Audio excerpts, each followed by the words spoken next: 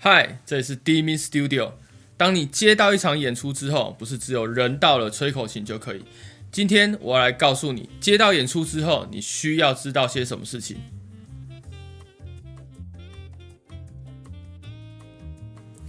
接到演出之后，你要知道时间、地点还有费用。那以学生的演出来说的话，比较常见的问题是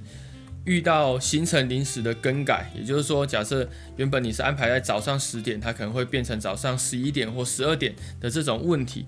那如果你是学校的老师带队，学校的学生参加，那可能相对问题小一点，因为他们的工作时间都是在同一间学校、同一个地点。那如果这个对象有牵涉到社团校队的指导老师的话，那问题就会变得更复杂，因为指导老师不会只有带一间学校，这个某一间学校可能只是他其中一间的指导学校，所以就会时间更改上就会影响到这个指导老师的其他学校的课程安排。所以如果你今天接到一个表演，而且是学校接到的话，请你一定要确定时间跟地点。那再来谈到费用的问题，一般学生接到的表演场合，大部分的费用都不会太高，只有车马费，甚至只有便当钱。那这时候你应该要把这个想法稍微转换一下，转换在累积经验上。所以你要评估你自己的时间，评估学生的时间，评估学生的能力，看有没有办法负荷这些表演，然后只有拿到少许的钱。那当然，如果你转换一个想法，把这些表演都当作是一个经验的累积，那我相信是相当不错的。那如果是乐团的话，你可能可以考虑一下自己可以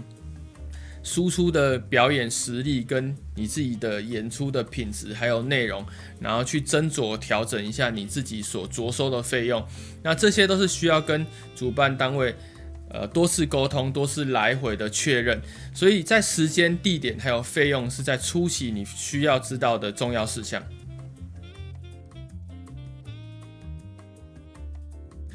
以我自己的演出经历来说，我大学的时候有跟吉他社到过夜市演出。那夜市这个地方就是人来人往，所以你在选曲的时候，你就尽量可以选一些在时下比较流行、大家比较听过的。也就是说，大家一听到这个旋律就可以跟你哼唱，他就比较愿意留下来听。那我自己也有演过电子花车型的，就像喜庆的这种流水席，就是有一台卡车它会打开，然后上面有各种霓虹灯的这种演出场合。那这时候大家主轴就是在吃饭，所以大部分的人其实不会在看你台上做什么演出，大部分就会只是当作听音乐，然后有人动来动去。所以这时候其实你就是做一个背景音乐的这个气氛的衬底这样。那我有演过像灯会的临时搭建舞台，那这时候其实也是人流就是非常大，然后走来走去，所以他们不太会驻足在一个地方，甚至专心听你演奏半个小时。所以这时候你在演奏上的曲目跟你的肢体上的动作，你就要尽量选一些比较吸睛，然后也是让大家比较能够听懂的曲目。如果你这时候演一个古典大作，那可能你的舞台前面就会很少人，就看起来很可怜这样。那如果你今天是在音乐厅啊，或者是一些比较音乐相关的场合，那这时候你就可以选择一些情绪张力比较大，然后你可能也需要一些铺陈，一些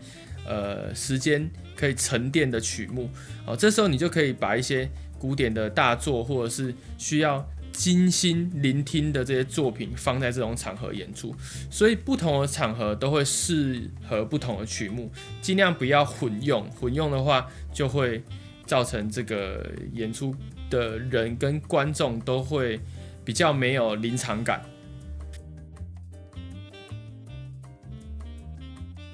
第3点，你就要知道现场有什么设备，跟你自己需要带什么设备。那以学生团体的这个演出来说，通常是主办单位跟组长联系，组长在跟学生联系，学生在跟家长联系。那在这些沟通过程中，因为主办单位没办法直接联系到学生，那组长可能也对学生的组合不够熟悉，所以就会有类似这样的状况发生。你今天要演5重奏，但是你到现场你只拿到3支麦克风，那你到底是要给主旋律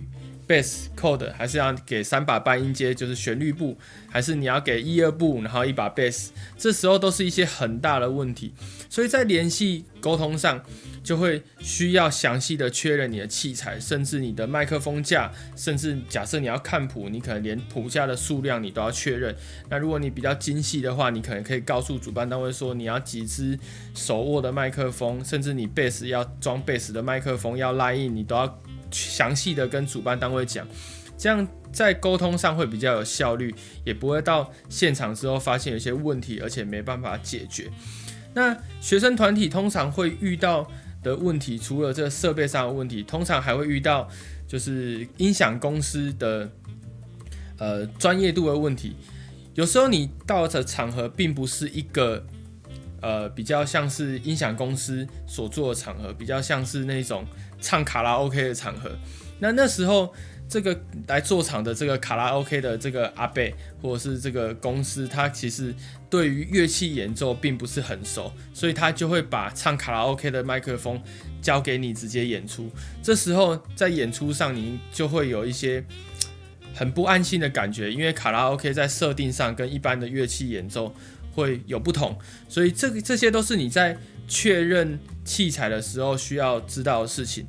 那如果以乐团来说，乐团在中后期你可能开始有稳定的演出，或者是你开始存了一些钱，你会有一些音响设备。那这些设备如果你可以自己带去的话，当然是很好。以我们天上星乐团来说，我们在台湾做这个专场的音乐会，县市政府的音乐会，我们就会从内场到外场，就是整套的音响系统我们都会自己架。也就是说我们乐团有整套的设备可以完整的办一场音乐会。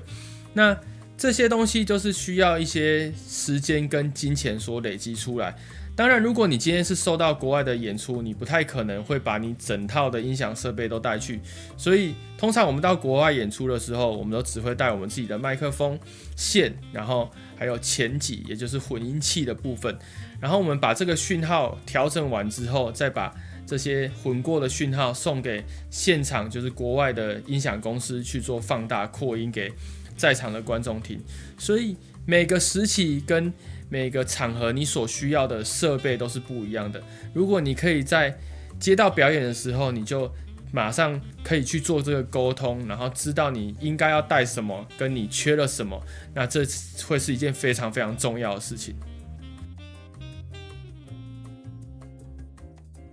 第4个，接到表演后你需要知道就是彩排的时间。那如果要这场表演有好的品质，跟演员可以安心在台上演出，最重要的就是这个彩排的时间你一定要抓得非常的足够，让这个音响公司有好的调整状况，让演出的人员可以在台上有熟悉的感觉。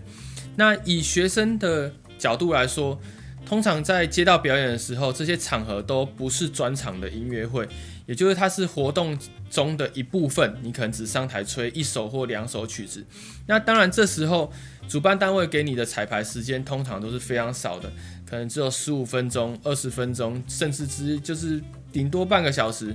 那这时候如果你今天又是演一个大合奏的形式，其实对演出者来讲彩排时间是非常不够的，因为你台上可能会有5支、6支、7支的麦克风，你光把这些麦克风的声音调到好，平衡调到好，然后再让大家稍微吹一小段感受一下，其实可能时间就过了。也就是说在某些很紧急很短的时间状况下，你很难把音响调到一个非常非常好听的样子，你只能调到一个听起来不要那么难听。所以这时候演出者的功力就非常重要，你在台上你要是时候去听这个音响给你的回馈的声音，去调整你的力道，去调整你的吹法。所以在学生团体来讲比较多会遇到这种问题，那这个也是比较难以解决的问题。那如果你把这个彩排时间拉长的话，学生会有更多时间去感受一下这个舞台，然后音响公司也可以好好的帮学生，就是有拿麦克风的这些人去调整他的音色。专场音乐会会相对单纯许多，因为你演出的人所使用的设备都是乐团比较熟悉的这些东西。那每一个人他会有一些习惯的吹法，所以你在调整上也会比较熟悉，比较容易上手，所以你时间就可以压缩的比较短一些。那如果你是一开始接触演出，我会建议你彩排时间抓4个小时左右，从你的音响架设到音响的调整，这样你在4个小时过后，你可以拥有一个比较舒适的状态跟比较舒适的聆听声音，这样才不会在你演出的时候，你一直会有心里不太安定的感觉。那如果你今天有包含你的拍摄团队，或者是你需要下午一个总彩排，那这个时间就会拉长很多。所以如果你专场的音乐会，你要包含器材架设，包含音响调整，包含总彩排，包含摄影团队进来帮你们拍一些摄影照或者是录影，那这些时间加起来可能会花到你1天的时间。也就是说，你晚上可能7点的音乐会，你可能从早上的8、9点你就会开始需要进场做设定，这些都是非常常见的。那在这一整天的流程下来，当然你体力会有一些流失，不过你在台上演出的时候，你心里是觉得安定，所以你演出品质也会比较稳。以我这几年在举办2轮国中艺才班毕业音乐会的经验来说，如果我下午3点、3点半要举办音乐会，那我通常早上7、8点就会进场架设音响。那在9点半、10点的时候会让学生进来彩排，每一组都会上台演出，然后我会用数位的音控台把大家的声音记下来，也就是说这会方便等一下下午的总彩排跟晚上的音乐会，我不用去快速的手动转每一个参数，因为这个数位的音控台已经帮我记录下来。所以9点半、10点开始的这个彩排时间，同时学生的场务组也要上台去跑他们的流程，也就是他们什么时候要递麦克风给演出人员，要递编号几号，这些演出人员需不需要麦克风架，要不要谱架，这些都是在试音流程的时候会发生的事情。那这会一路走到12点左右。中午休息的时候，我通常也会要求学生着装，就是穿下午音乐会会穿到的衣服，也就是我们正装彩排。那在1点或1点半的时候会开始进行总彩排，好，衣服穿好，然后流程就按照音乐会的顺序去走。这时候学生可以不用把整首曲子吹完，你只需要吹一个段落就好。那主要是在检视这个场务组他们在台上做流程转换的时候会不会有问题，例如麦克风的编号递错啊，或者是你在拿麦克风的时候可能会有线打结的问题。这时候最重要的就是检视场务组会不会出包。那学生组合在 run 完整场的这个总彩排之后，基本上就是一个完整的样子。那如果你有摄影的时候，这时候总彩排也是摄影团队非常好发挥的时候，因为这时候学生是着正装，所以在拍摄上都会跟音乐会基本上是一模一样。所以如果你总彩排有请摄影，那你音乐会的时候摄影就会相对的轻松很多，那也可以多捕捉一些观众的画面。开始正式演出之后，学生的品质也会比较稳定，因为早上做了很长时间的彩排，你的场务组也做了很多次的练习，所以你在演出的时候就相对比较不容易出错，而且不容易出错这件事情其实是可以带给演出者很大一个心安的感觉。所以如果你早上有经过这么多的排练之后，你的学生演出品质也会相对的提升不少。